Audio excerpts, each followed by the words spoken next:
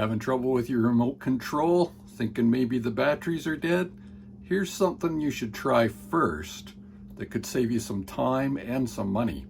Hi, I'm Kevin with Good in Life, and I've got another tech tip for you. About a year ago, I bought a new kind of generic remote, this one here, to replace our pretty hard to use Apple TV remote. So the generic one I bought works quite well, but of course it came with some pretty cheap batteries. And the other day it seemed like my remote wasn't working, and I remembered a technique that I've been doing for a few years now, and it works really well, so I thought I'd share it with you.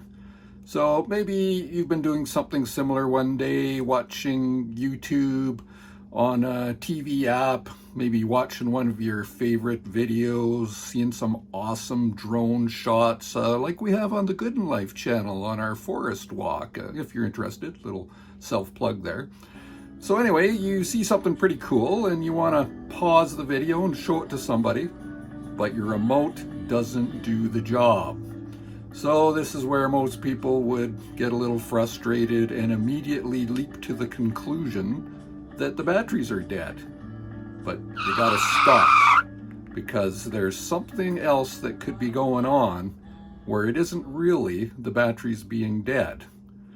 So most people don't know this, but batteries rely on a very small amount of current to power the remote control. Well, where the battery connects to the remote control is via these little metal springs. And there is an electrical connection between the batteries through these springs into the electronics in the remote, but that connection isn't really that good. And what tends to happen is there's different types of metal that the battery ends are made of compared to what the springs are made of. And those two types of metal, when they're pressing against each other, having a current going through them, tends to cause a small layer to form. And there's some science and physics behind this, and there's various names around all of this stuff, but that doesn't matter to you. What matters is that layer that can build up can interrupt the current flow. So something that's very good just to check and make sure it's not causing your problem is you can just spin the batteries around in place, wiggle them around back and forth, and that will sometimes clean off that small layer and restore the connection.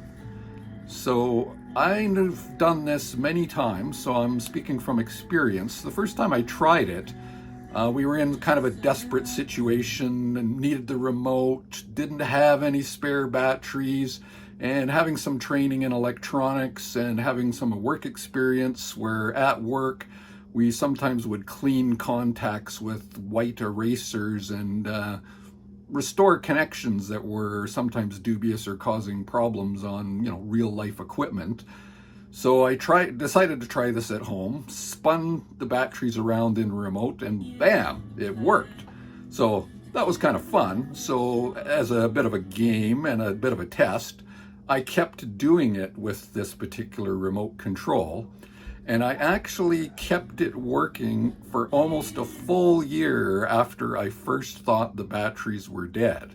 So Deanna was pretty impressed. At the end, I was having to spin the batteries around almost every time I wanted to use the remote, so of course at that point I gave up. But I really recommend at least giving this a try, seeing if it works for you, and let me know in the comments. I would love to hear if it works for you too. So that's the tip. Thanks for watching, and we'll see you next time.